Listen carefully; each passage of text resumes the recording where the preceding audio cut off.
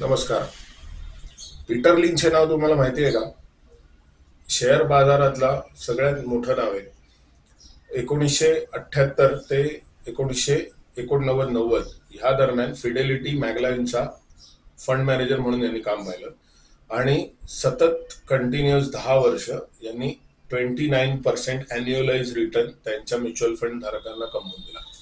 29% अॅन्युअलाइज. तिकडचा जो S&P 500 नावाचा इंडेक्स आहे त्याच्यापेक्षा 10% किमान जास्त रिटर्न त्यांच्या म्युच्युअल फंडने. तर यांनी 3 पुस्तकं लिहिली. त्याच्यातलं एक पुस्तक आहे one upon a wall street.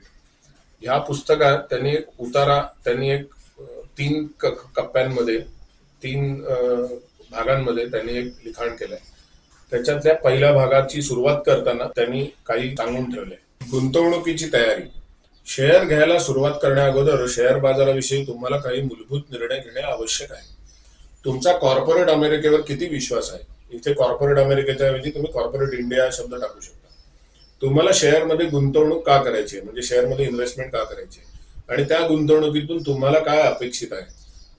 तुम्ही अल्पकालीन गुंतवणूकदार आहात की दीर्घकालीन, म्हणजे तुम्ही शॉर्ट टर्म इन्व्हेस्टर आहात का लॉंग टर्म इन्व्हेस्टर आहात? शेअरची किंमत अचानक अनपेक्षितपणे गडगडली तर तुमची प्रतिक्रिया काय असेल? तुमचे उद्देश आणि तुमची प्रवृत्ती अगोदरच निश्चित केलेली असणं चांगलं राहील.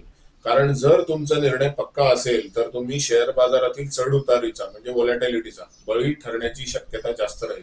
कारण अशी माणसं ऐनवेळी धीर आणि विवेकाला तिलांजली देऊन निराशेने सगळे शेअर येईल त्या किमतीला विकून. यासाठी संशोधन आणि ज्ञानाबरोबर स्वतःच्या मनाची तयारी सुद्धा करावी लागते. यशस्वी स्टॉक पिकर आणि नेहमी घाट्यात जाणारा यात फरक पडतो तो या गुणांमुळेच. गुंतवणूकदाराच्या नशिबाला शेअर बाजार किंवा कंपनी यांच्यापेक्षा स्वतः गुंतवणूकदारच जबाबदार असतो.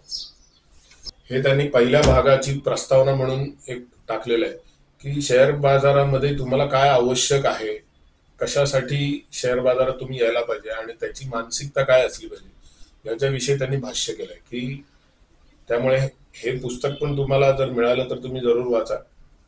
ह्याच्यामध्ये खूप डिटेल माहिती आहे की त्यांचे अनुभव आहेत की फंड मॅनेज करताना त्यांना काय काय अनुभव आले, कसे कसे त्यांनी शेअर्स पिक केले याबद्दल त्यांनी त्याच्यात सांगितले. तर हे पण पुस्तक तुम्ही जरूर वाचा आणि असेही चांगले व्हिडिओ बघण्यासाठी आपल्या चॅनलला सबस्क्राईब करा. धन्यवाद.